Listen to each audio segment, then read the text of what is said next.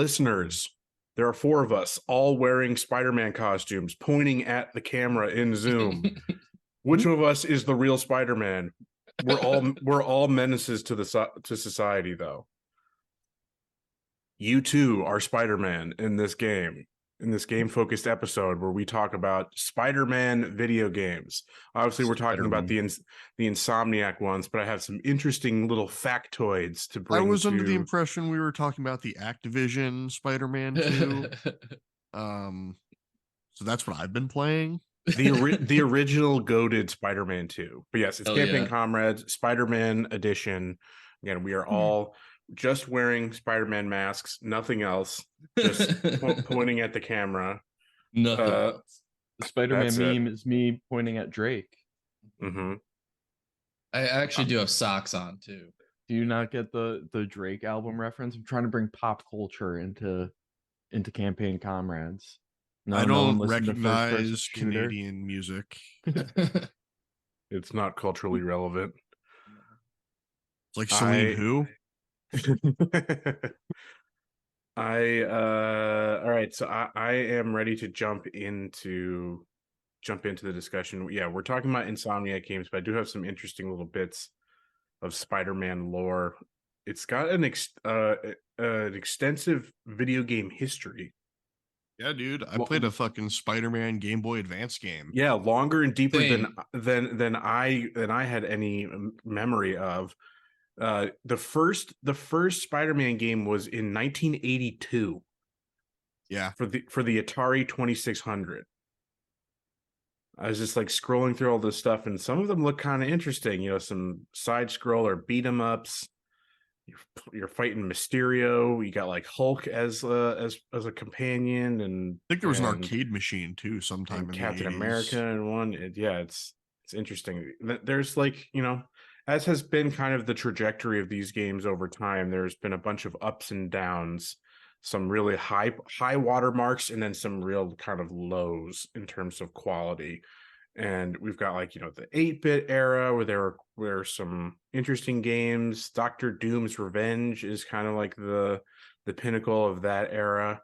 Then Dr. Doom is an underutilized villain. Absolutely. Quick coming back. Yeah, quick side tangent. Yeah, because of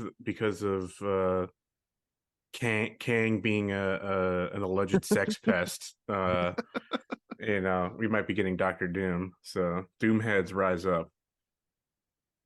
Can't wait to see how they murder him.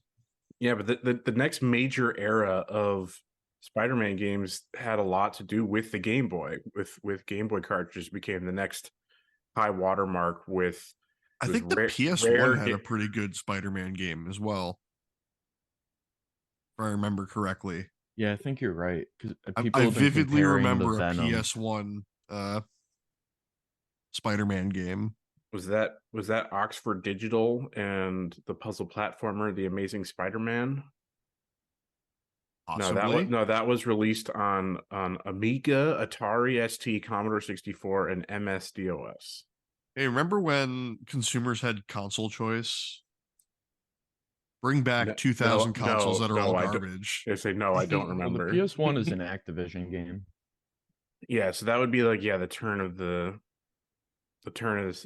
the century, the new millennium games. We get away from the 2D side-scrolling heights of Rare's Game Boy games, which we had Spider-Man: Return of the Sinister Six, Spider-Man and Venom, Maximum Carnage, a whole bunch of other ones. Some not as good. But here's some 90s arcade cabinets. Marvel Superheroes, Marvel Superheroes versus Street Fighter, and Marvel versus Capcom. But then Marvel versus Capcom series, what a fighting game. Then we got the new millennium, and Activision. Several Activision subsidiary studios took on the roles of making Spider-Man games and put out some actually really interesting and good games. Is really, you know, at the start of their run with them. You have Neversoft created just Spider-Man in 2000. You know, That's Maybe it. not. That's the name. That's the name. Yep, Nothing and else. that's the PS1 game.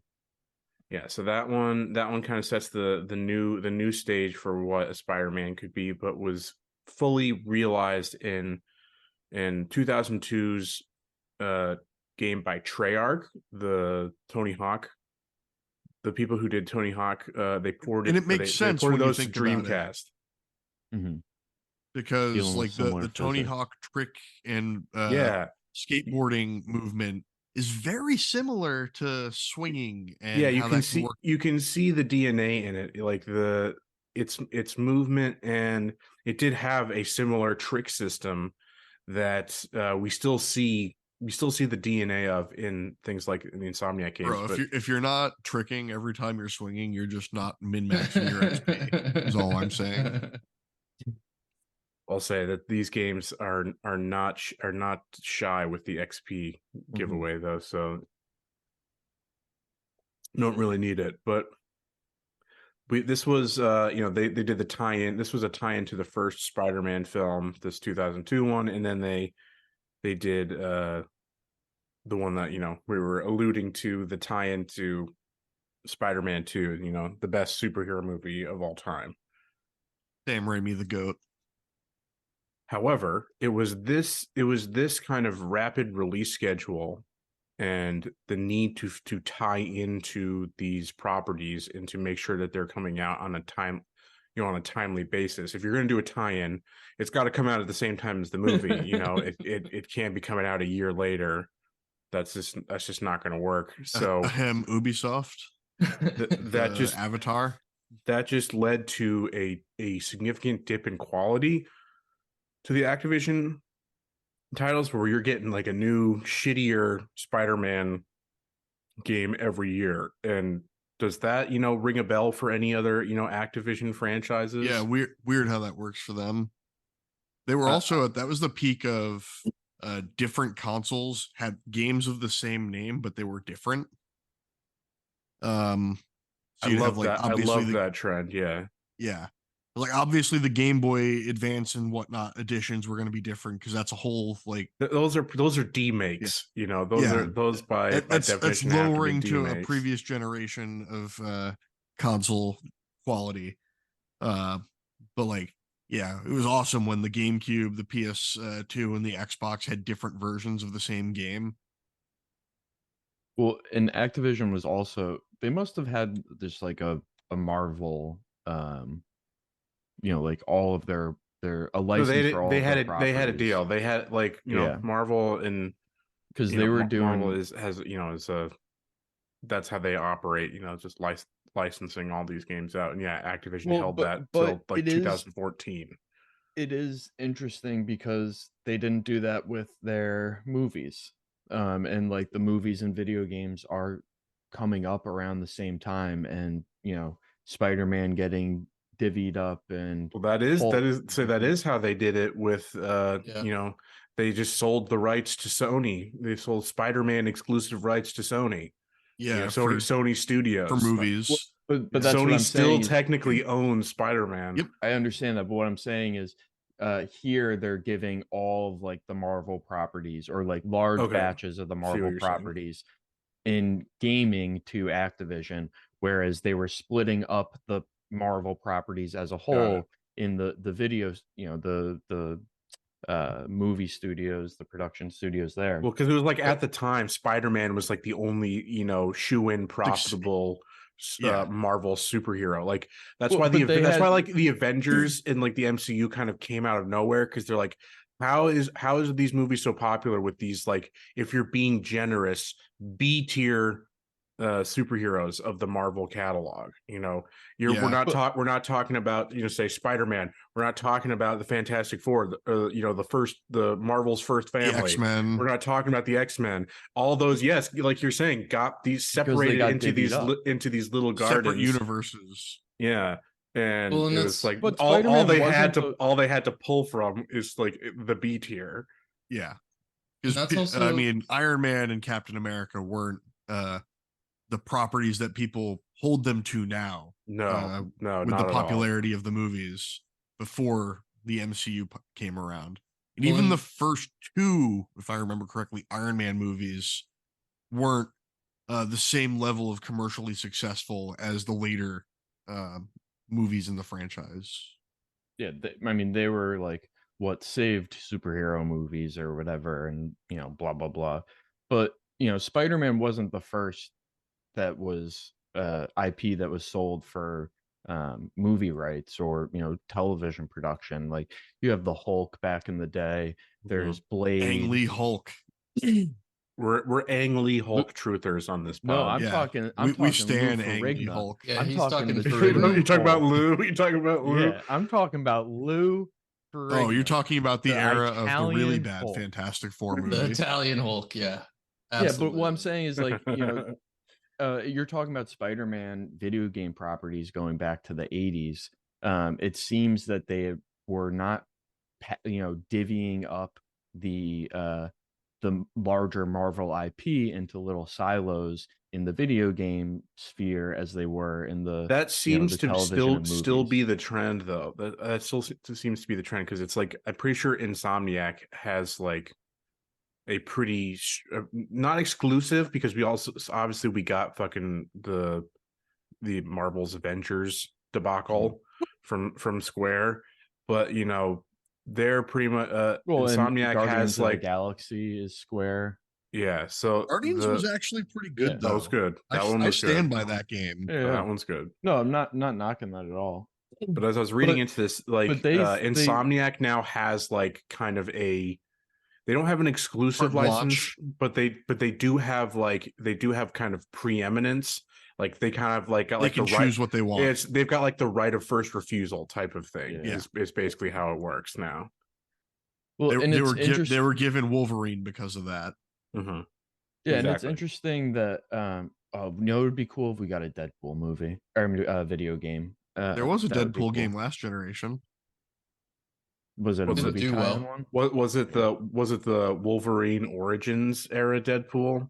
No, it was real Deadpool. That would be incredible. I'd love to. It wasn't a movie tie-in or anything. It was just a Deadpool game for Xbox One, and I think it was maybe Xbox One exclusive. Maybe the PS4 didn't have it. Well, that's might have been on PS4. It sucked. I don't remember seeing that at all, though. That it wasn't very good. So that completely flew by my radar. I remember playing while we're still in like this kind of tangent. I do remember playing a Iron Man movie tie-in game in like pretty sure the PS3 era. Yep. Maybe it was early PS4. I don't remember. I think it was PS3.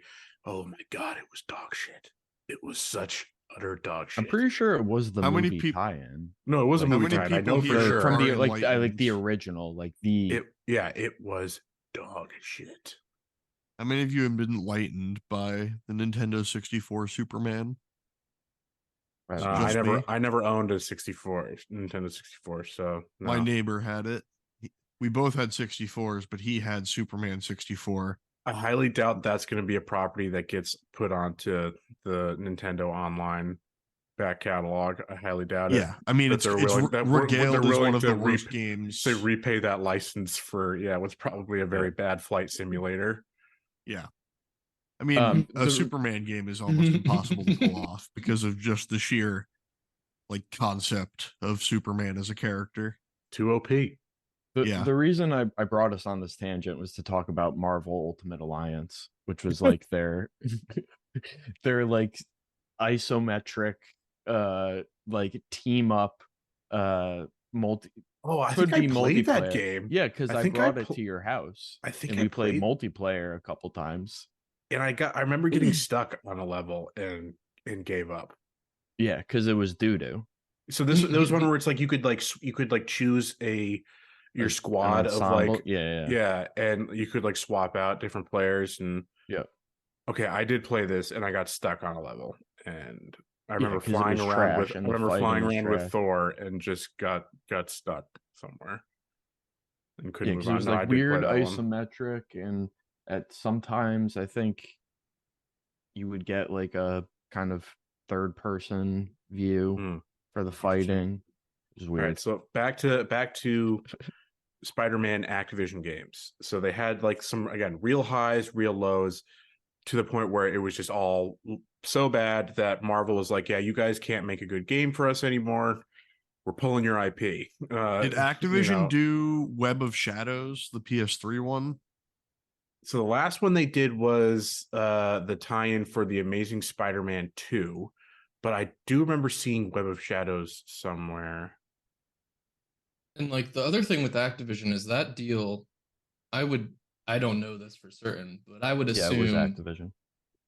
I would assume that deal was made pre-Disney purchase of Marvel. Oh, the Activision, oh, yeah. the Activision so deal. that probably just had like a 10-year. It was a holdover. Exactly. It was like a 10 to 15-year deal, and they just let it run. Contract was up, and we're like, yeah, this is not bringing in the money that we want. That now to be expected by this is 2014. Yeah. So Avengers has come out. It's one of the highest grossing films of all time. Peak Marvel MCU. Yeah, so it's like still no Spidey in the MCU too at that point, right? But it's like the cultural cachet that superheroes have is at its all-time high. So they have certain expectations that Activision is unable to make. So I have the first of two really funny. This one's an actual quote. So this is an exchange. This was an exchange between Marvel Games VP Jay Ong and some spokesman, some person at Activision. So like they're in this meeting, they're saying like, yep, we're taking your candy away. You've been a bad boy. naughty. Yeah, you can't have this anymore. And so the Activision rep, asked them, quote, "What are you going to do with this IP after you get it back?" Ong said, "Find a better home for it," which in response, the publisher's rep taunted him, saying, "Good luck finding your unicorn." Just again, comments that have aged so well because then where does it go next? But Sony and Insomniac, where it was an absolute runaway success, one of the most profitable games for Sony of its era. It was responsible for turning a lot of people, because Sony still carried a lot of stigma in the United States of being, a weeb console to a lot of, purebred Americans who are bred on, American companies and Microsoft. And the 360 did really well in America. So there was a lot of people who grew up on the 360. So that kind of cemented them into an ecosystem. But Spider-Man was the thing that a lot of them saw, and they're like, okay, I need a PS4 to play this game. And I'm nearly 100% certain Marvel's Spider-Man is the best-selling PS4 game. I like fairly certain. It probably came close, but that probably topped God of War. Yeah, I think it did. You heard it here. I mean, that was a heater streak. The God of War gave Spider-Man top. Kratos topped Peter Pete. Parker is definitely a bottom. Oh yeah, that's svelte but muscular frame, definitely a power bottom. Especially original Peter. Yeah, so the original Peter was ace. Okay. But we got one of the more toxic but still in my opinion funny discourses to come along from the most recent game. Going over who do you pick, Mary Jane or Selena Black Cat? Selena. It was just like, yeah, you go with the toxic blonde. Of course. I mean, I would just go through the portal with her to Paris and never come back. Yeah. Mm-hmm. Once you have a portal wand and can go anywhere, I don't know if you've seen the movie Jumper. Oh God. Oh my God, that's it. I do. I feel that was the top. That was a top tier FX Absolutely. movie. Like, it would run on FX like once a week. Always. Yeah. Once a week. Great Hayden Christensen film. Yeah, absolutely. And that's what I would be doing with that wand. I would just be Jumper. Isn't that where he met it? Isn't that where he met his wife though? Isn't that where he's married to what's her face for the co-lead in that? Can we do a special pod episode where we watch that? That movie. Just talk about it. Movie was so good he decided to retire. He's like, I'm walking away as the walking away on top. Not even gonna go for the Oscar until Disney gave him a fat check. Oscar. Yeah. Really come back to us, Hayden. Come back So- from the farm. So Marvel's Spider-Man sold 20 million copies, 500,000 more than God of War at 19.5. What I expected, yeah. Close, but yeah, definitely ekes out on top. So Marvel takes the IP rights back. They're shopping it around to basically the big three. They're talking Nintendo, Microsoft, and Sony. Nintendo they're just like, we don't do licensed shit. We're our own thing. However, they did end up doing some. They did put you call back here to Marvel Ultimate Alliance 3 did come out on the Switch came out in 2019. Midnight Suns was originally shown at a Nintendo showcase. Was its first showing. Wild. So there's like that doesn't, even though it's like it's turn-based, it's a turn-based game. It's a turn-based dating sim. It had pretty strong graphics. Firaxis, the people behind XCOM, yeah. It's on my list to play soon. The big thing that's been stopping me is that it's like a 90-hour game. It's incredibly long. But according to the podcasts I listen to, you can smooch people, and that's all that matters. You can't, however, smooch Wolverine. You can, however, do a book club with him though. So that's pretty cool. I'll take what I can get. So they're looking to land a partnership that's going to create them a Spider-Man franchise that can rival the best of the best when it comes to superhero games, which at that point was and probably still is the Batman Arkham games by Rocksteady and WB Games.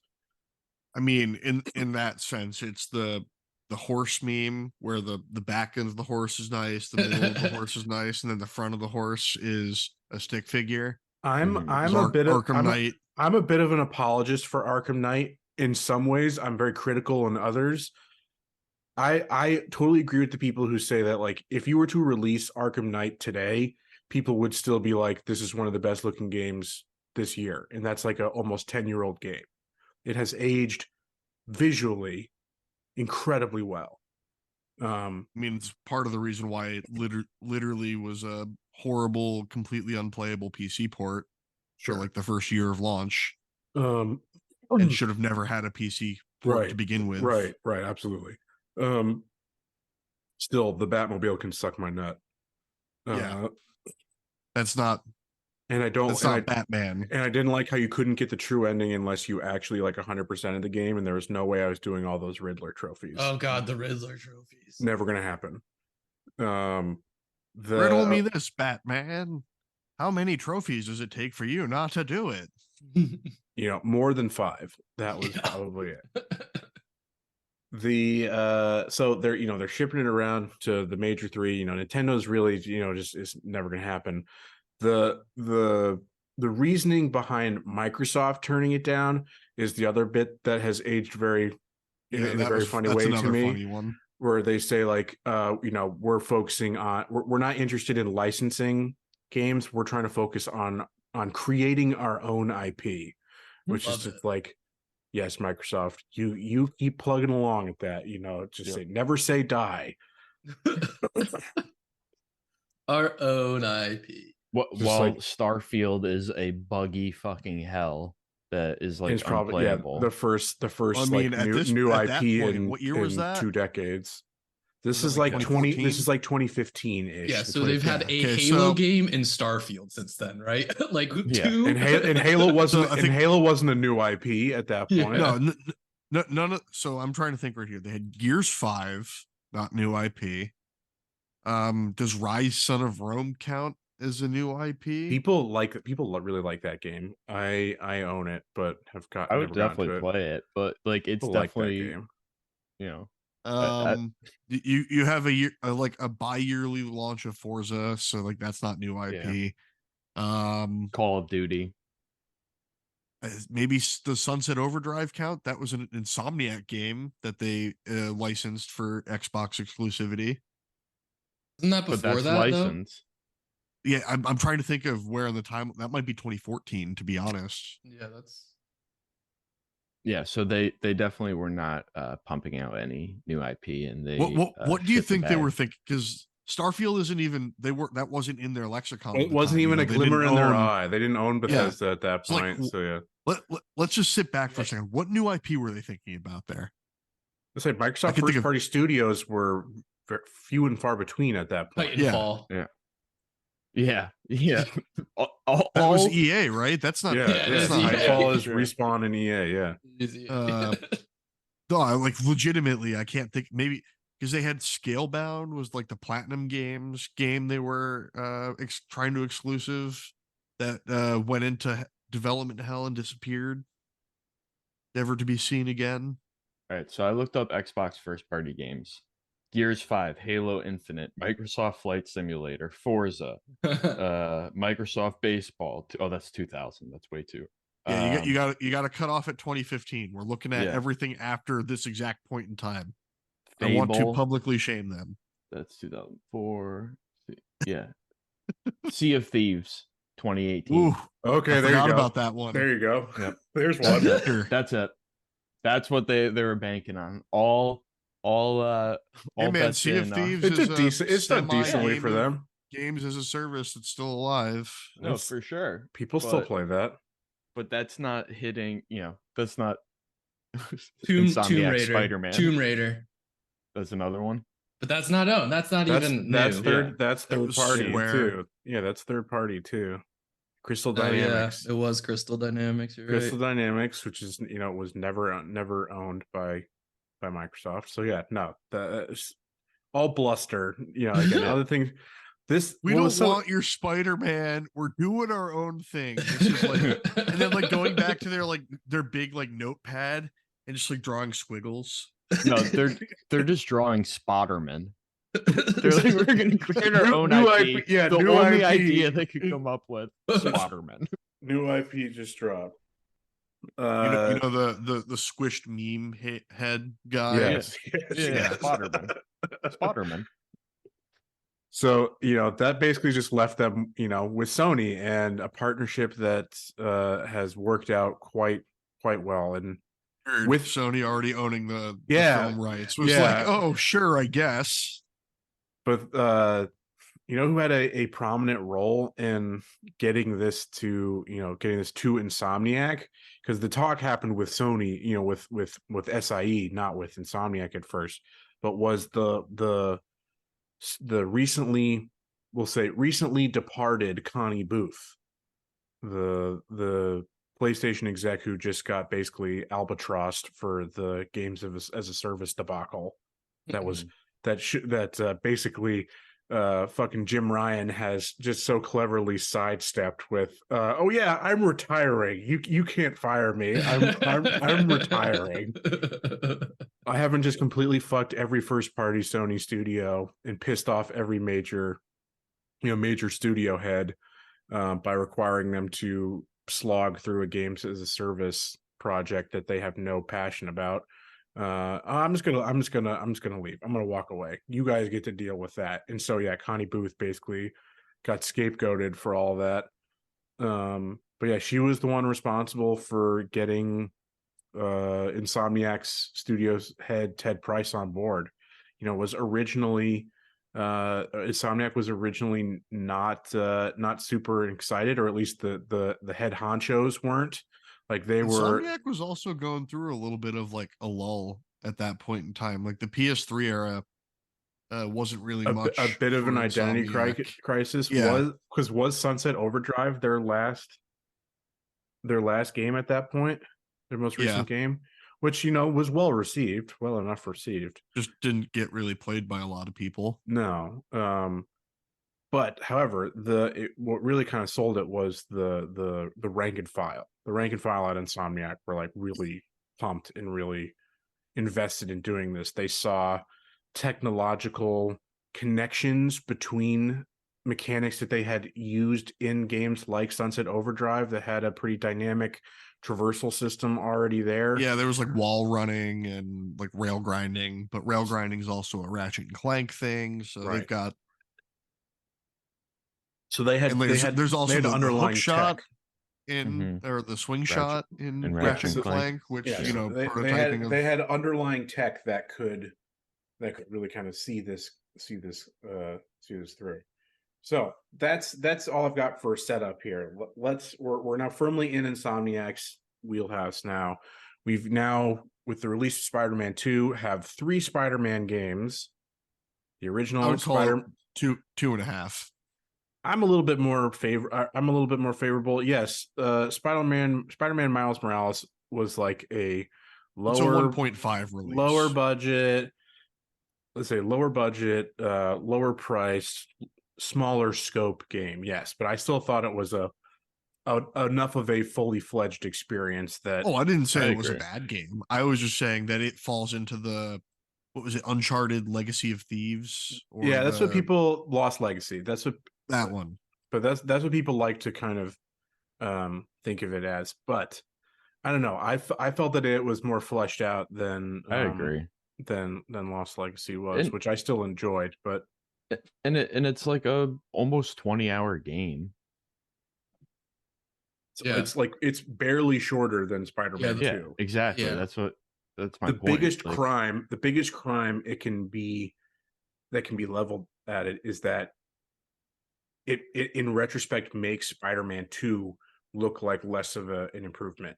If you don't have Miles Morales, it is truly, you see it's a sequel improvement. There's a lot of mechanics there, but it truly is a 0.5 improvement over Miles Morales. It is too incremental from what the last release was, in my opinion. One of the things I've thought about in the game length overall discussion is, as I've played through it more and more, the speed of the traversal and the addition of the web wing to the traversal does generally speed you through the city more. So you're not spending as much time going place to place. Even if you don't engage with the fast travel, which gets you to place You're instantly. Instantly. Truly, yeah. Truly the definition of fast travel. But I used the fast travel for one submission set, the unidentified targets, to get to each. I think I did it just a couple times when I was just like, I did it once to see like the novelty of it, and it is very impressive tech. So cool. Nobody can deny that. It's a little bit of a shame that yes, it's like it's implemented in a game where you actively don't want to use it. mhm. Because it is really cool. You just pick anywhere on the map once you've unlocked the district, and yeah, it shifts you over just a tiny bit. If you pick a building, it'll shift you just a little bit over to the street, so you can be swinging or web winging. But it's just you can the fact that you can do that, pick fucking anywhere, is pretty insane, and it just happens in the blink of an eye.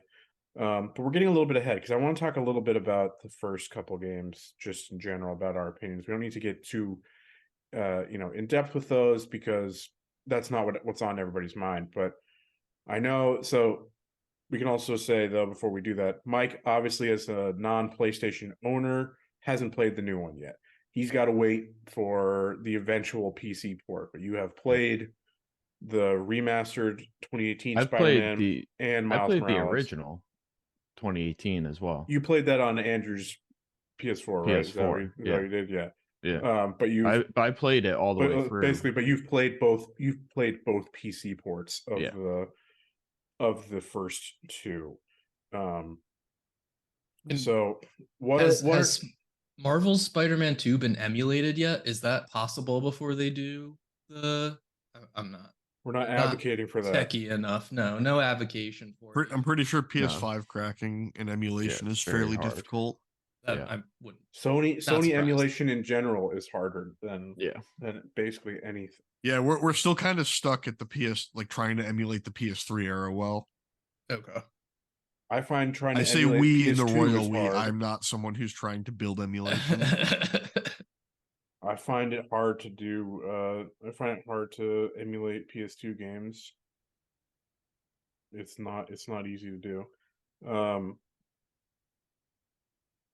So I'll just open the floor to you guys. Like, what's been your experience with the series? What were the high points I want to pose the question of which Peter do we all prefer? Oh, I'm a OG Peter head.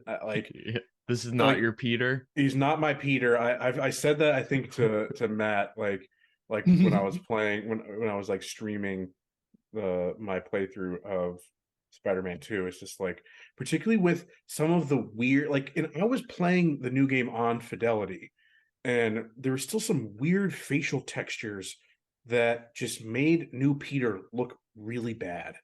And it was I just haven't like, had that experience. it just looked really flat to me.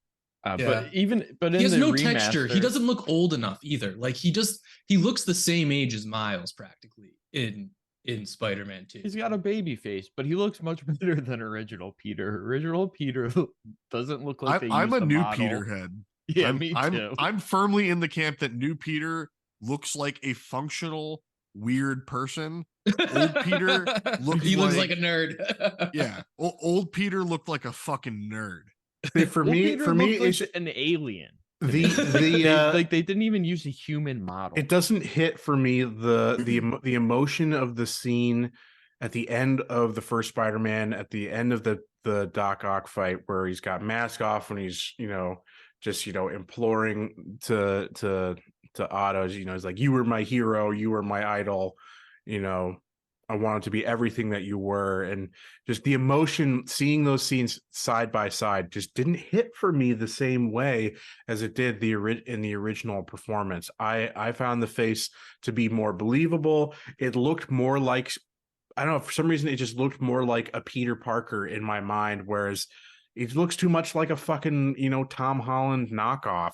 Yes. They did Hollandify him. I want Toby. Doesn't he look Toby. more like Yuri Lowenthal? Isn't his? That is the maybe voice actor, maybe yes. I guess maybe he does kind of look like Yuri a little bit. And it's largely just because they have I thought I'd read that similar they used his facial hairstyles. capture for a lot. Yeah. Oh, for emotional tracking, but it's not he's not the model that they base it off of. I'm pretty sure it's based off of a person. No, it's similar. It's similar to like Aloy. It's similar to like Aloy, where it was like a Dutch actress who like the model for Aloy is based off of, but Ashley Birch is doing the mocap, and is like they are tracking her facial acting. They got a real caveman woman for her, huh? Went all the way up there. What?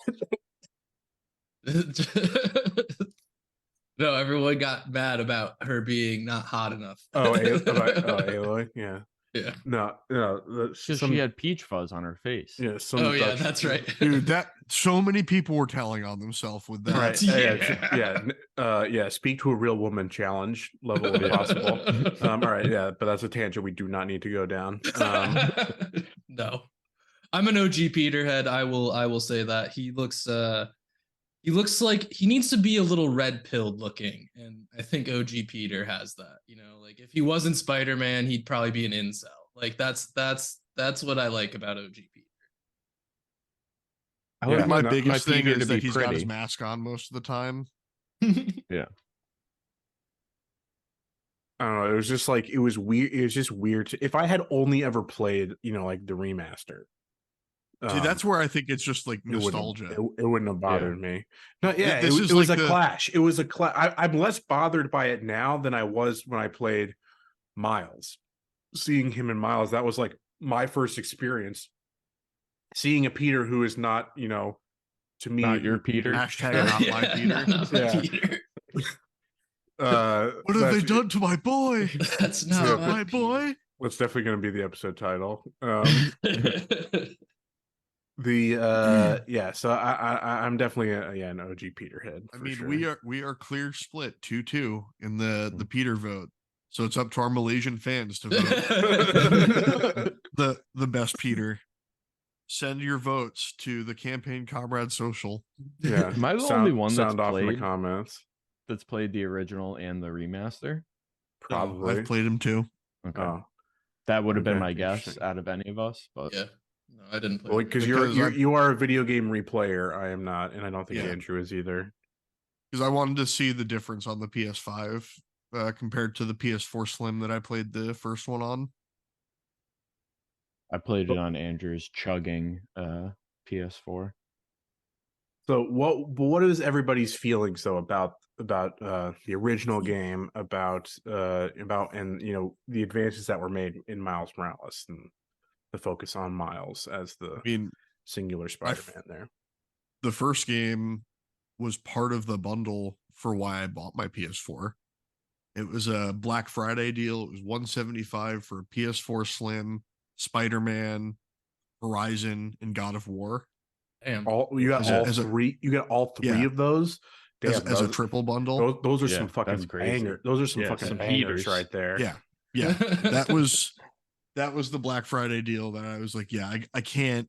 Yeah, you can't turn that down. It was I think it was my third PS4 game that I played, because I think I played Horizon first, then God of War, then Spider-Man. That's a freaking deal, man. For practically the cost of the 3 games, you also got a console. Yeah. So for me, I mean, I played Spider-Man 2 on the PS2, and that game was goated. It's another one of the games where it was like Grand Theft Auto, but not mature rated, so I could play it. And I just go around a loved city and beat up around. criminals. Yeah, it was fantastic. So there I was some pumped. Great villains in that game. There's some great villains. That game's excellent. And so I was really excited that they were bringing back what looked like the new generation version of that game. And I think it nailed it. Like, the swinging was so much fun. It was immediately rewarding. The combat's fantastic. And I think like those things have carried out throughout the games. And for me, just like getting back to play Spider-Man in a new gen experience was a great hit of nostalgia, but also just fun on its own right. Like, even if I hadn't had that prior experience, I think it's a great game all around.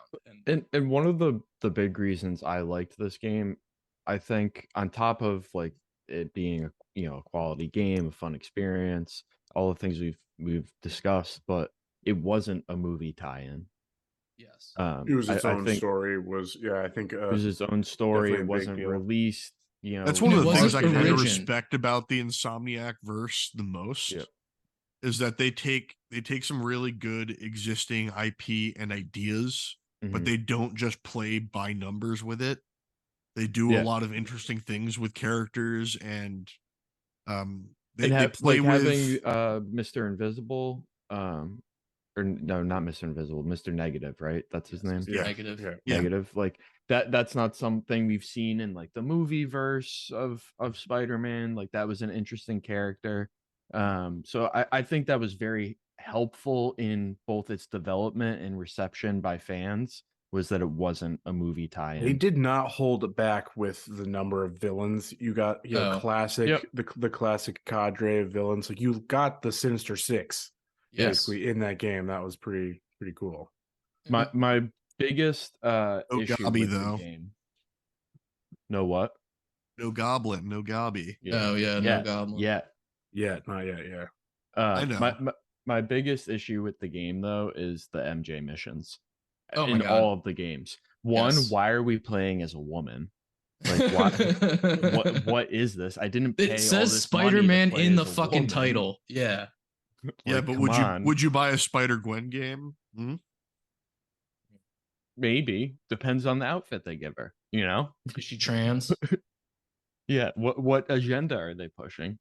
No, but like, jokes aside, I can't stand the stealth MJ. Like, I want to have superpowers. I'm playing this game. That also means in the first game you don't like the Miles missions as well. Yeah, I don't. Yeah, because you're just walking around like a normie.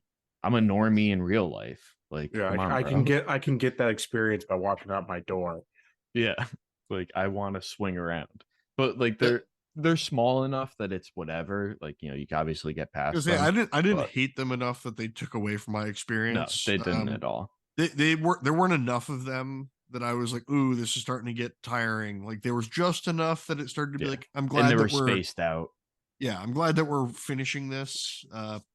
In the most recent game, the MJ mission when you're at the Hunter compound can suck my fucking nuts. Dude, The amount of times MJ, I had to. I didn't struggle with any of them. I found like they were. I mean, well, you are playing on the higher difficulty, so that there is Yes. that. But no, I have to, because I love the first games, and and Miles included. I love those games for all the reasons that you guys talked about. That it really delivered on its promise of being Spider-Man. There are some other things that I do want to talk about in terms of some real misses that it had, but like there were some low points in those games. I will always say that the open world was never great. It was a mediocre Ubisoft level open world in terms of its activities. The world itself is so much fun to exist in that like I could totally ignore that shit, and I did for those first two games. Like I did what was maybe necessary, or like I swing right by it. So yeah, I'll dabble in it here and there, but it was never a driving force. I never felt like it was really pushing me to have to engage with it if I didn't want to. But then wasn't making you be the friendly neighborhood Spider-Man. But you could, and it did enough to, if you dabbled enough in it, you got that feeling, because that was again part of what was so awesome about Spider-Man 2 for the PS2 was just swinging around and beating up criminals, not actually doing the story, just being Spider-Man swinging through the city is just, you could just have a sim like that and it would still be fun. It would still be very fun. It delivered above and beyond that too, so that makes it absolutely successful. And like those things did not bring it down for me whatsoever in those first two games.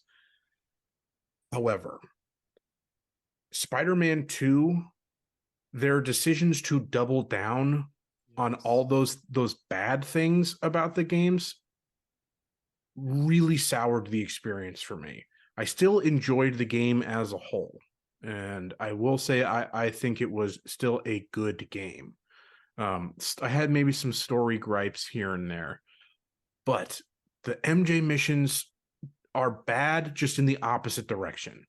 It's so funny and obvious how they had to radically change enemy AI and balancing to just be so unbelievable, just to be like oh my god, this is what drives me crazy. The stealth is terrible. It is such bad stealth. The AI is absolutely brain dead.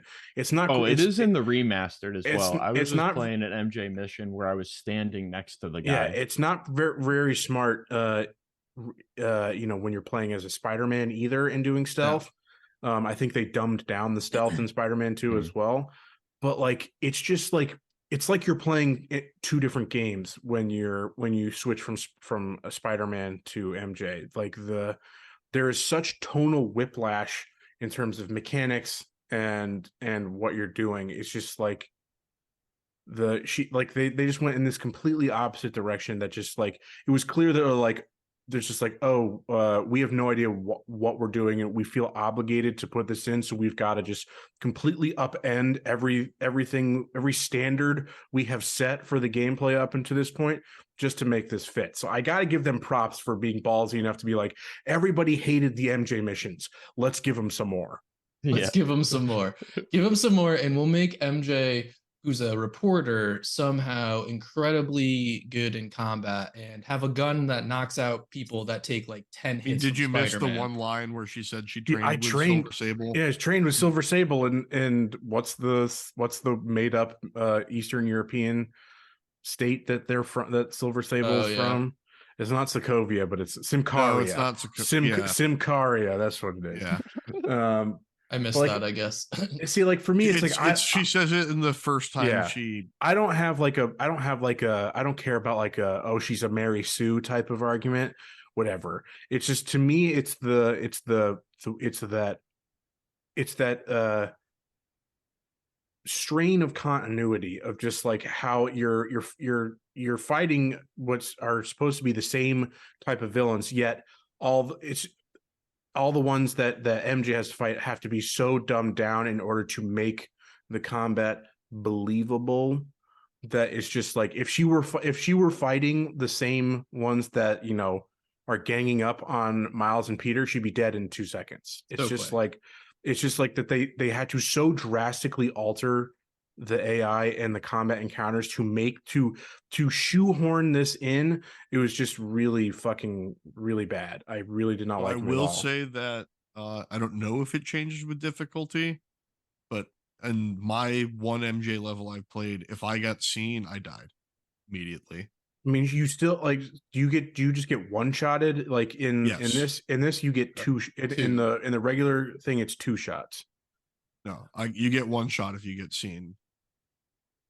All right, so I mean that's a little bit better, but still it's like I never got seen. I got seen, I think I got shot like once.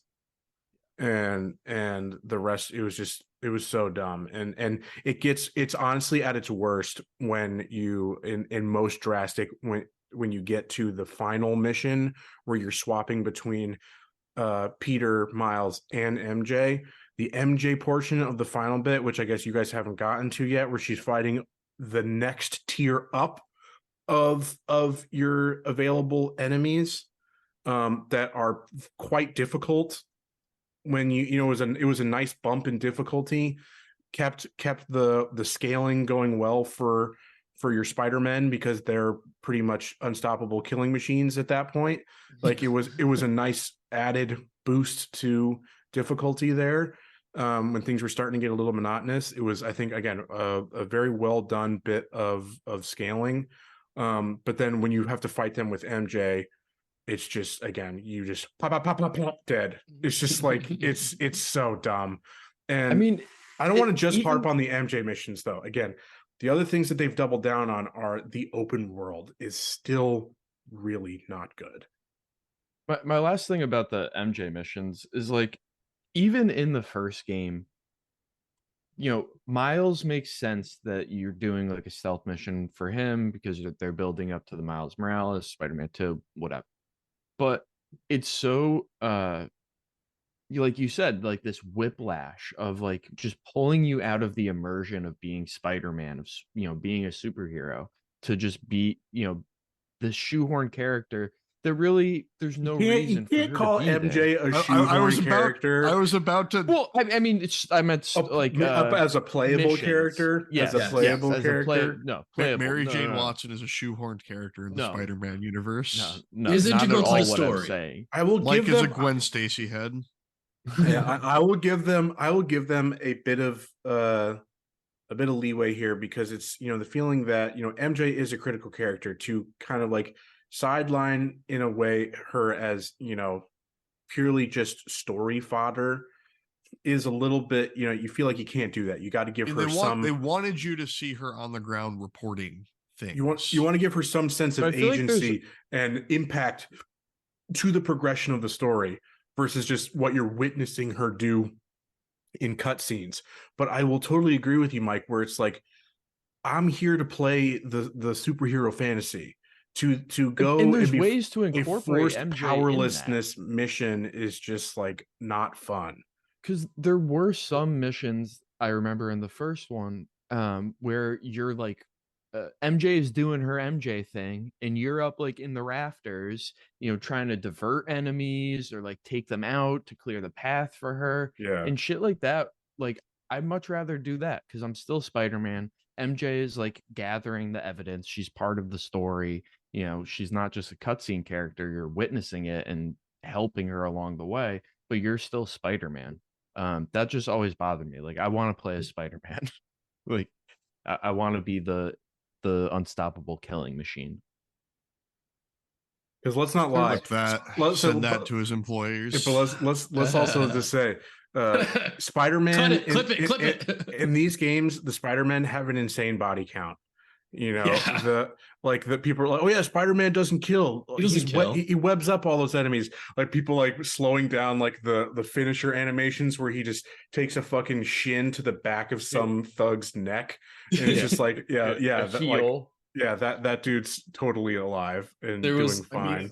In general, getting punched by someone with the canonical strength of Spider-Man should stop your heart. Getting hit with a manhole cover. Yeah.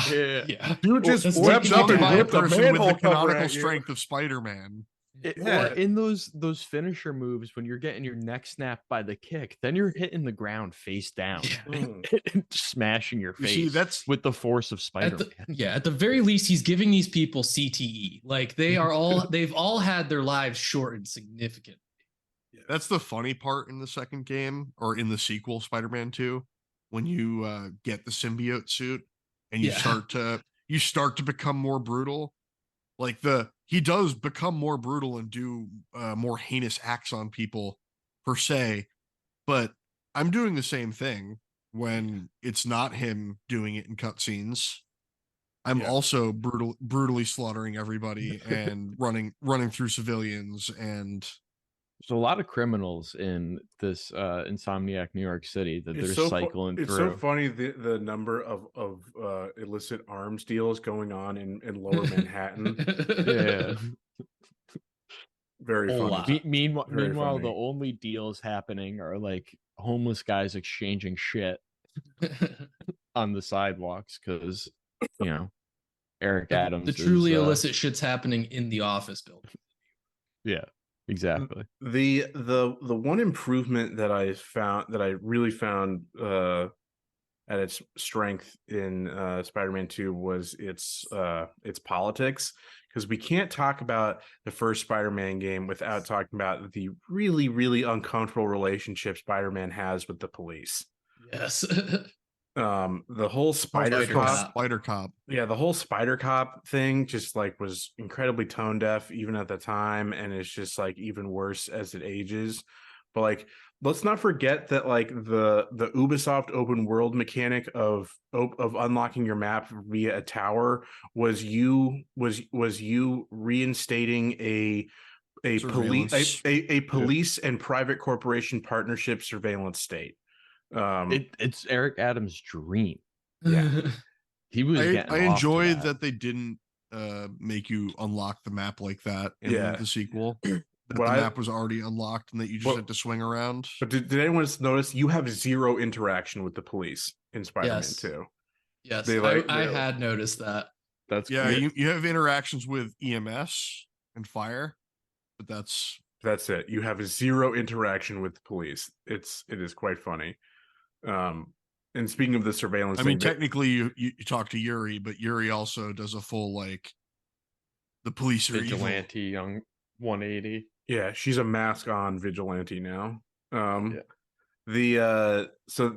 of the surveillance state thing though, like so in general there was some better politics in Spider-Man 2. It's like it shows an interesting look at the possibilities of community policing. However, it is still kind of disconcerting to think about like the only viable way to do community policing is to rely upon two superpowered individuals with the power of gods who are just doing extrajudicial murders in the street still, and one of them is fucking 17 and definitely not stable. So there's still some problems there, and like it is still very much a liberal ideology at play here. Of course, like the immediate parallel of the surveillance state. I thought this was going to be a thing you would have to do very much like those towers. I thought it was going to be a mechanic like that where you've got to do it for each map to unlock each district for the map. But the game starts off with you creating your friendly neighborhood spider network thing, and you create a drone, and like Peter is like talking to Genki, and it's just like say we're making a drone here. It's like, we don't spy on people, and Genki just gives the line. I was like, oh no, it's opt-in only. It's opt-in surveillance only. We are only collecting data if you agree to our terms of service. And then it's never talked about again. It's one of the many reasons Genki is one of my favorite characters. There's one line of pushback from Peter: we don't spy on people. And it's like, oh no, they're agreeing to be spied on. It's for their own good. It's cool. So that one was good, and I've got another one too. I mean, the quests you do on the Friendly Neighborhood Spider-Man app are they do make you feel like a friendly neighborhood Spider-Man. Yeah, they're the better side quests. I still think they are, in terms of, you know, the quality of side content we've seen in games of the last generation and even the generation before. They're still subpar. They're still very weak. They're still very surface level in terms of the depth of mechanics and story, and you know, I mean, these games they are have some interesting inherently moments. easy. Yeah, but there's just they're too like, there are no like actual lengthy quest chains or anything like that involve choice or anything like that. But I do like giving a you know, a blind community member who has crippling Hell yeah. dog allergies, a friendly robo guide dog. I did like that one. The Howard mission Boston is Dynamics. Howard mission's good. The Howard mission is good. It's definitely hits you in the feels a little bit. For me, what was good about that one was the music, the score. The score is so good. The using Seabird for the final part of that is such a great side. I like all the Howard one I really like. Westlines. That was a good character that they I hated throughout. I hated trying to catch pigeons. Fuck that. Fuck Howard's pigeons. Yeah, I have Miles a distinct Morales memory of sleeping on the couch of your place in New York City and being awoken by a bunch of pigeons having a fucking orgy oh yeah, outside. Mm-hmm. They lived right by my window. Yeah, no. Oh yeah.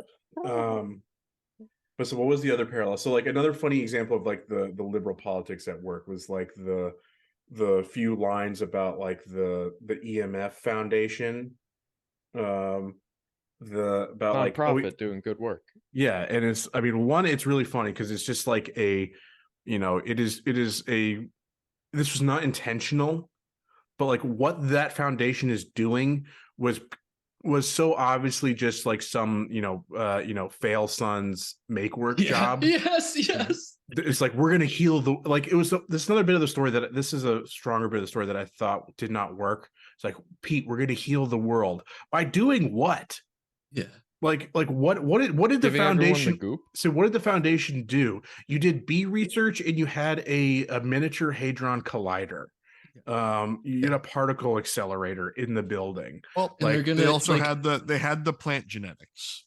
Gonna heal the world. They're doing genetics rare disease. They're doing woke Monsanto. That's like what it was, because he was like, oh yeah, this was like something that that Daddy Oscorp you know, made, but then once I got out of the goop tank, I fired the board and I did a DEI initiative to make sure we had a diverse board that is still funneling dark money for some sort of weird PR move on Oscorp's behalf, doing research on bees, which good, we need that, but like it was just like nonsensical. It was clearly the idea of like people who don't understand science or what, you know, like what science and tech can actually, what role they can actually and should serve, which is honestly not the, you know, should not be tech. This is not the forefront of things. I don't know. It's just basically, it just, the foundation made no sense to me. Like, I'm rambling a little bit. It was just like, a fail something. But so my other, you know, related to diversity, this thing that I loved in Spider-Man 2 was the misuse of, was it the Cuban flag instead of the Puerto Rican flag? Yes. Yeah, which they only did wrong one place, which was very weird. Yeah, it was beautiful. I was like, that's just, you know, a symbol of American wokeism, you know, not even knowing the proper flags of the I like to think there was a based dev who just threw the Cuban flag in there. yeah. Solidarity. All right, so I've like said a lot of things about, and like we're fully in Spider-Man 2 territory. So this was my first ever platinum game. This is the first platinum I've ever gotten, and it took me 28 hours to do it. In general, I think okay on the big part of the discourse. We touched on it a little bit already. You know, going into the release cycle of this game was is it long enough to justify the full $70 price tag? I think it just ekes out the status to be there. I do think it is largely, it's not about the length of the game. It's what I was saying at the very beginning of the episode. This didn't feel like enough of an improvement over Spider-Man, the 2018 game. This felt like a 0.5 improvement over Miles Morales. You know, it's like this didn't go far enough to be a next gen only new $70 price tag. As a $60 game, I would have never had a single complaint. I think it's but I think it just barely clears that hurdle of being okay, worth your time, worth your thing. I'll open it up to you guys because I'm talking for a lot here, but my final real assessment here as the one who has actually finished in 100% of the game here, because Matt and Andrew are still in their playthrough. The review scores for this are inflated. I do not think it deserves 9 out of 10, 9 or 10s. I think this is at its most charitable an 8. I think that's a fair read of this game too. I totally agree. I think for me it's worth the value. It's fun. It does what it claims to do. Like I've enjoyed the story up until this point. There's too much filler, but there was too much filler in Miles Morales and the first one as well. So, you know, that's par for the course. But I do, even at this point, Ben, I largely agree with you. I would say this is, for me, it sits at like a 7.5 to an 8.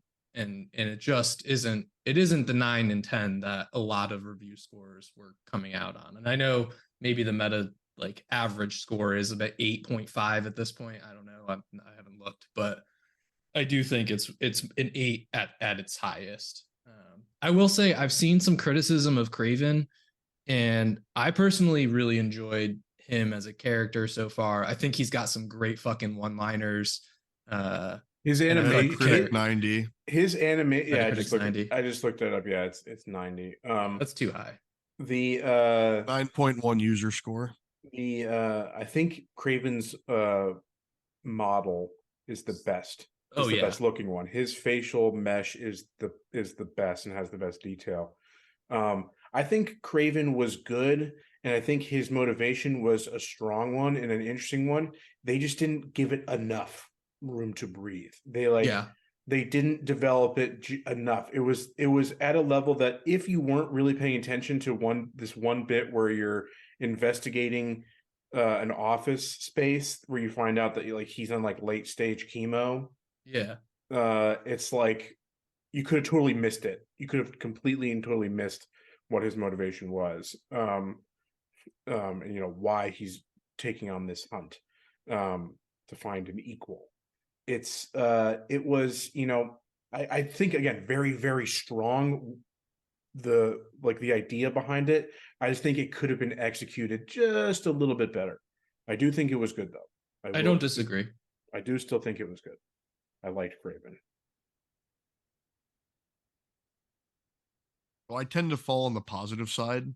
I haven't had the same level of issues that others have had through their play.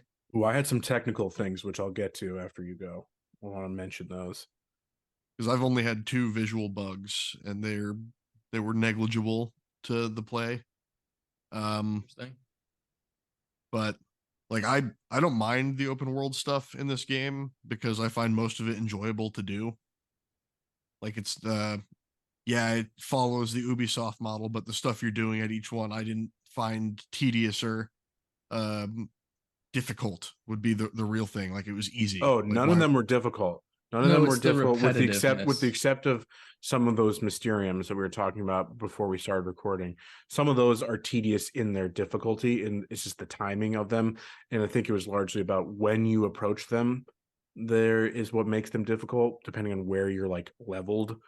But yeah, it's the tedium. It's the repetition. The lack of diversity in each thing. It becomes a bit annoying.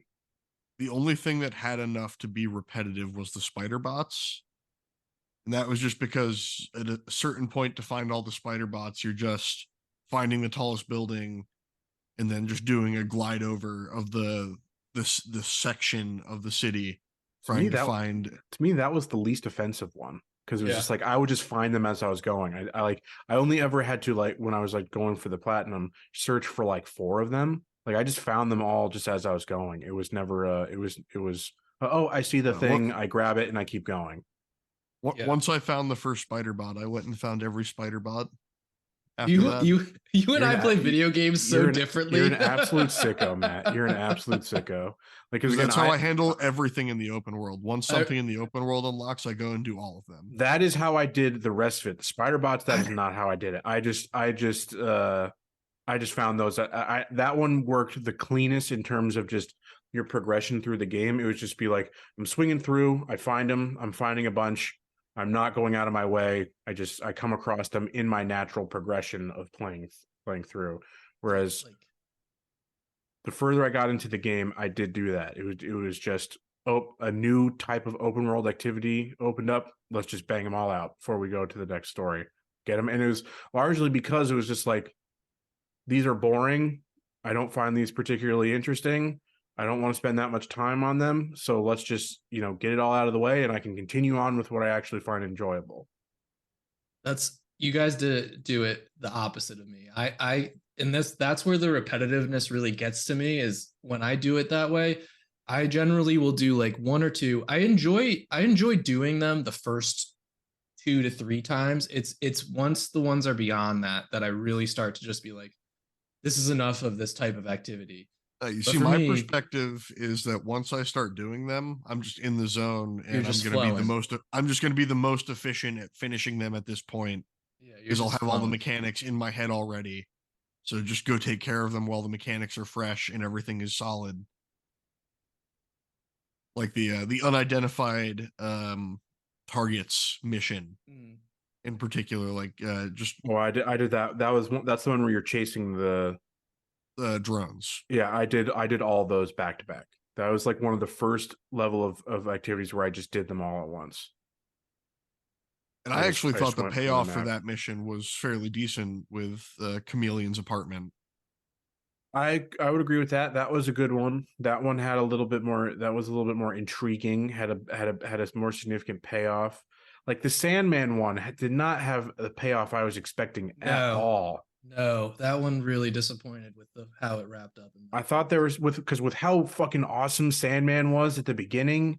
Like I thought maybe at least you were like going to go to the raft or something and have like a face-to-face discussion with Flint Marko, and do something like that. But no, you just leave a little statue at his daughter's house and that's it. It's done. Yippee! I got a trophy. Like, it's like. I don't know. I was disappointed with that. I was very disappointed with that. I'll check out the drone one. That's good to know. I have not done that all the way through. So if that has I felt those activities overall were okay. Just like web winging and trying to it was a maneuverability challenge more than anything else. Seeing what you can do with the web wings. Yes. It still definitely got monotonous at the doing them all that way at the end. There was a decent enough. They were quick enough. They were quick enough. That had 2. Yeah, but still, the one that would shoot at you as well. Yeah, so I don't know. You had a couple extra. There's still I gotta say, I think you're cherry picking things to be happy about or to say are good about it. Those are not anywhere near enough level of diversity to really be rewarding in that sense. That was the one that, again, it was the final state of doing all of them and having that little kind of side mission as part of it that did have a good payoff. But it's like the one side activity that actually has that, and because it's setting up, Chameleon's going to have a role, I think, going forward. So it's that was, I think, one of the best in terms of payoff.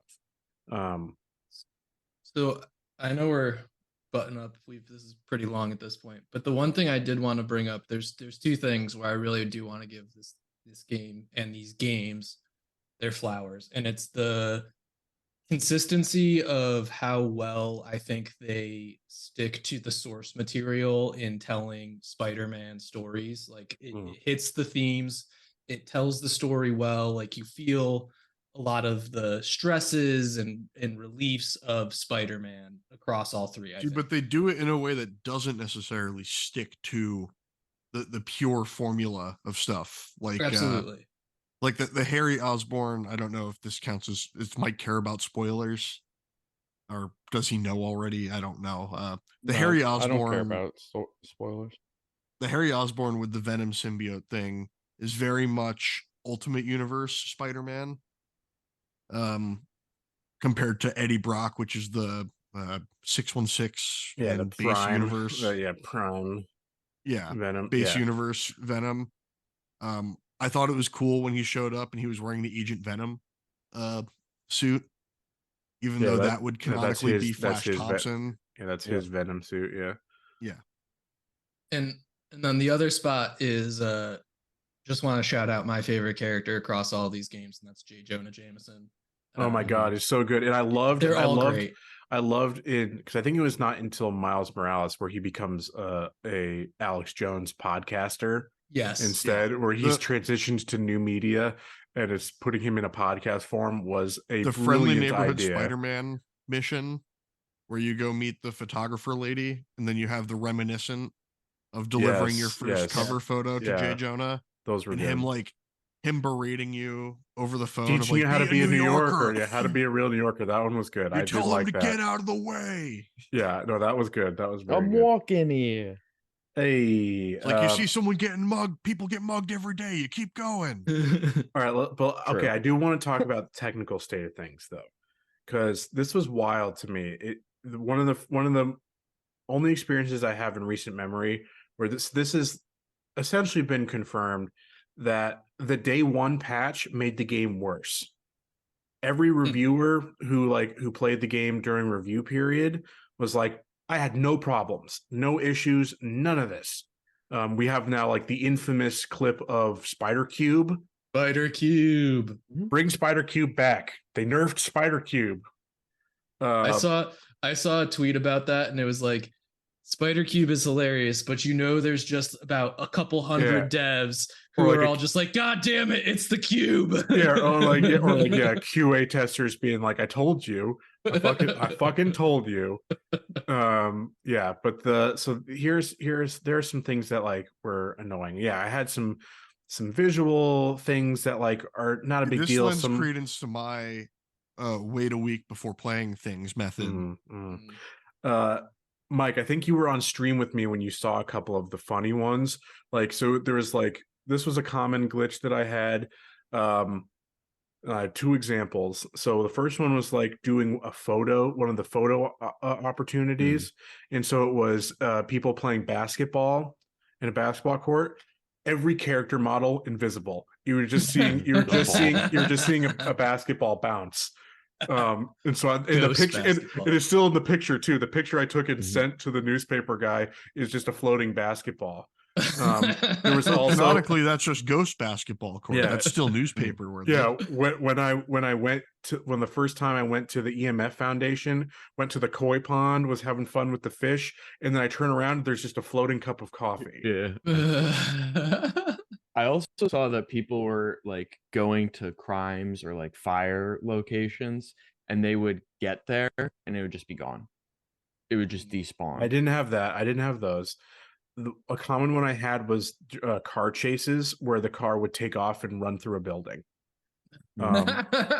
Which is just like nice. Those are essentially scripted events. Like how can you not see that the car needs to go this way? You've had them pull into a dead end, and rather than having to say turn around and go out the way they came in, they just zip through a wall. That one was fucking stupid. And then I had one hard crash. Yeah, me too. I know I had two examples of progression blocking bugs that I had to reload a save. For the life of me, I can't remember what the second one was, but the first one was doing one of the rescue thing. It was like a regular crime where you beat up the guys mugging some guy, and then you gotta bring the guy to the victim to an ambulance. And I swear do to think God, it's funny that you're taking these horribly injured people to an ambulance and you are swinging through the city and like you are absolutely making things worse. Yeah, doing wall runs, not supporting the neck. They're not supporting. They're not supporting and stabilizing the neck. That's the first thing they teach you. I was thinking about it as I did like a loop-de-loop with the guy. It does cut out a big part of your traversal options. Yes, when you do it, and so that was what got me. So here I swing down. I get to the. Well, first, if I want to say the amount of times you hear, amount of times I saw the same EMS model and hearing the NPC say, "God bless you, Spider-Man," it's just ridiculous. But again, just kind of lazy in that sense. I don't understand why they had to do that. They couldn't. You can't voice a couple because they're not even doing facial animations or lip syncing. You could record a couple more NPC barks like that. That's not that difficult. Pay a voice actor to do that. That's not a challenge. The literally $100 minimum. Yeah. That's like half a session. Like to just record just a string of those. Like I don't see why that had to be. But so I go to put this guy down, and I'm like immediately like, something's off. He starts putting him down in this weird ass janky animation. I put him down, step away, and pick him back up. Pick him back up, and I remember what the second bug was. It had to do with sitting down. That's what reminded me. So it's like I put him down, and it just glitches, and he picks him back up. Can't put him back down. Starts swinging away. He's still over my shoulder. So it's just like half of my traversal things are locked. Just can't do it. Can't keep going. Had to restart. I wonder. I would have been funny if you could stop a crime with him on your shoulder. Went into combat with him on my shoulder. That would have been funny. If I'd been recording the footage, I should have done that. Yeah. But the other one was Coney Island. I sat down on a bench and couldn't get up. I mean, that's just Coney Island. That's what it's gonna do to you, man. Too many hot dogs. Too many funnel cakes. Yeah. I haven't had much fence set on a needle exactly. Like I had holding a conversation with Harry and Mary Jane while they're somewhere else in Coney Island. I'm sitting on a bench and can't get up, and so just had to restart the game. But after I had that crash, I didn't have any more problems. It was weird. I haven't had a single crash, and I haven't had any of those. The only two things I've had were the anti-ox suit, the eyes in one spot started clipping through the edge of the trim on the suit. And then I had last night I got struck by the hunter lightning grenade thing they throw up to get you on the ground in the area, yeah. And the lightning stayed on my suit for the entire rest of the mission. Yeah, that's annoying. But then once the mission cleared, it went away. So I didn't. Were you getting the effect of it, or was it just a visual? No, it was literally just, it was like in cutscenes and whatnot too. It was just a light glow and crackle. Okay. Got it. Which kind of looked cool with my black suit. Yeah.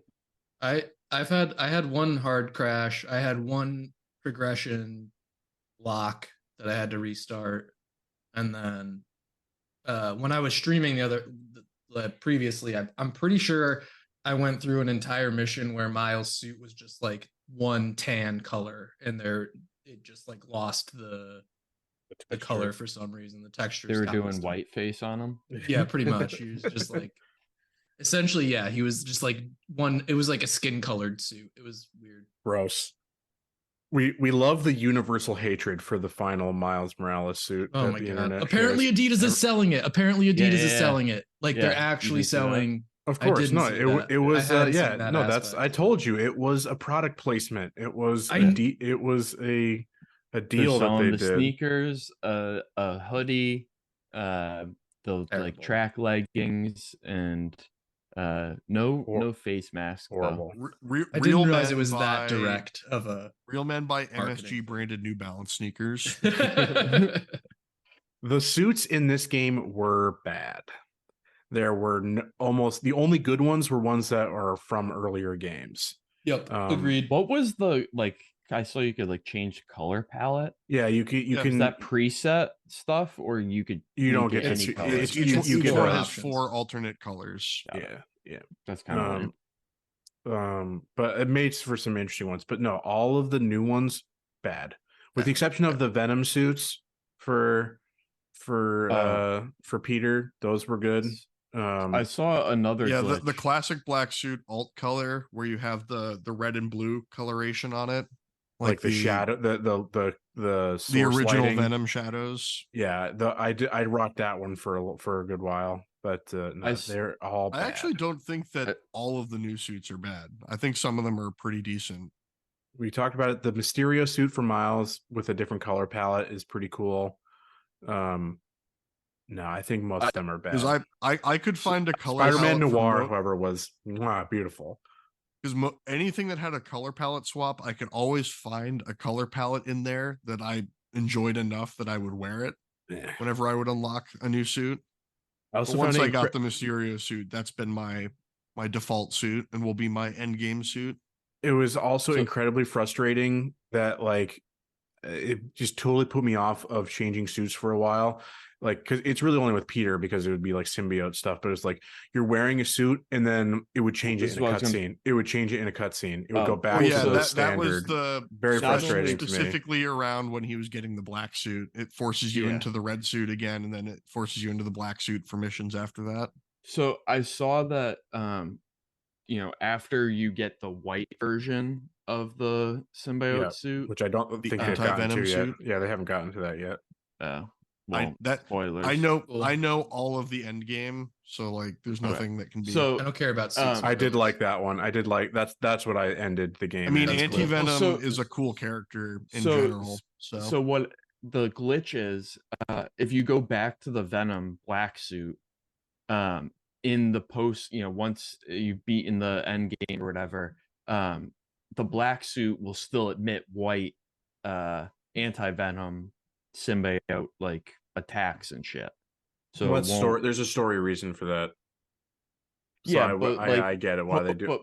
But post game, when you're back in the black symbiote suit, because it's got white coming out, but still has black web. What would happen? What would happen is when you are Venom, you can switch to another suit, but you would have Venom powers, and it would be the black symbiote. You would still have the symbiote, because they show that the symbiote suit can alter its appearance. It turns into a tuxedo for him. Yeah, it's just visually weird in the post game. It is weird. I don't think it's a bug. It's not a bug, because he's a new symbiote. Symbiote. I had seen someone being they should add the ability to change the colors of those things so you can match them in game if you want to. That's not a bug. It's not a bug. I think it's just an oversight. Yeah. No, my one little gripe lack of a feature is that because they added Peter having symbiote powers, they had to give Miles new powers too, and Miles' new powers feel incremental. Well, to me, I found in this game Miles more fun to play as. Oh yeah, I agree. I think Miles. I just thought that whether it was new or old powers, when it was new or old, I found Miles much better. When you unlock all of Miles' powers, I think you'll think differently, Matt. Because the first two that you get, Chain Lightning is kind of weak. I often swap that out for Venom Punch instead. But the jumping one is essentially the exact same as the regular Venom. Dash. It's functionally it's the same. You get 2 charges for both of them, but you get 2 charges of the dash as well. So so you get 2 charges for both of them. So there's effectively no difference in that one. The later 2 that you unlock are different and are better and are pretty OP. I just think fighting final boss, he felt more shoehorned for his new powers. It makes sense for his story though. They make it involved with his story, but I didn't like them at first as much, but once you get the full suite of them, and also I had to put them all on because you need it for a trophy. You need to beat 100 enemies with evolved Venom powers. Yeah, I'm already almost there. Yeah, so I had to swap to them, but like the two basically final boss encounters, where you play or like at different times you're facing off against this boss with either once with Peter, once with Miles. Struggled maybe a little bit with Peter, absolutely tooled on them with Miles. Like the difference between their functionality was immense. I mean, the thing I find with Miles is he's better for crowd control because of his electricity. Yes. But you can mitigate that when you add the electricity to the spider legs for most of their attacks. I liked the progression there of this game coming in and Pete having the Iron Spider-esque legs as part of his full kit. Yeah, they had to give him something extra. All right, so yeah, before we go, just like we are running exceptionally long down the rabbit hole. Yeah, well, I mean, we're about like an hour and a half, which is towards the farther end of what we'd like to do. So I think we'll wrap it there. I think we've got our feelings pretty well mapped out on our experience as a whole. Am I glad that I played it? Spider-Man 2, yes. Do I still think it delivers on the promise of the Insomniac Spider-Mans? Yes. Do I think it's as good as people are saying? No. Is it a console-defining experience? No. Are the games good? Is the character and the property secure and well served in Insomniac's hands? Yes. I do not know to see how anybody they who would tie do it in better. Wolverine. Yes, Mike. Well, there's going to be some inevitable yesterday. DLC for Spider-Man 2 that'll have some additional tie-ins and setups. Yeah, we're excited to see how they deal with Wolverine. And he's going to be canonical in universe. Mm-hmm. I wonder, because everything looks nice in threes. I wonder what the third. You got Spider-Man. Wolverine would be from the X-Men. What's the next guy they get their hands on in Insomniac? Hulk. Daredevil. Daredevil is a good pull, and I think that's more in their wheelhouse. Daredevil, especially because in the most recent patch, if you walk over to the legal offices of Murdoch and whatever, it was so funny how coy they were about that. It was like, oh, is there a reason why the building no longer says Murphy or whatever? Or no, it was just the sign was just blank. It had said, well, in the original game, the office was closed down. There was like tape on the office. Yeah, and now the sign was empty. And it's like, no, it was. They're like, oh, did we mean to do that? Well, I'll never tell. And then it was like, nope, they patched it in. It was a mistake. But yeah, all right. So I think that pretty much puts a cap on our thoughts here. I think I'm excited to see what they do next. I hope Insomniac though just doesn't get stuck on these games. That would be my one hope. Is that they are they don't do like an MCU I hope video game version. I mean, they're not exactly the most IP diverse studio. They are a Ratchet and Clank and currently Spider-Man studio with Wolverine. Well, I mean, I guess the hope would be that other IPs that are shopping around, and there's been I'd like them to do some of their own. I'd like them to create a new IP of their own. Well, I mean, when I say shopping IP substantiated rumors of a similar to Miles Morales 0.5 of there being a Venom 0.5 standalone. Yeah, they're talking about like, oh, we're going to wait and see what fans want from this. I would be surprised if they don't do that. Would kind of be leaving money on the table. They give you control of him, so it's not like they have to like remap the. I have an IP that they should take, but we'll talk off air. I got a brilliant idea. All right, folks. Well, you'll have to wait and see what that idea is in the future. We will sell it to Insomniac. Yeah, absolutely. Yeah. All right. But thank you for joining us. If you'd like to support us, you can follow us on Twitch at twitch.tv/Campaign Comrades. Check out the socials. Basically, it's Campaign Comrades everywhere or at CamCompod. We'd love to hear from you. Let us know who your Peter is. Yeah. Sound off. Sound off in the comments. We will see you in the next one. Bye-bye.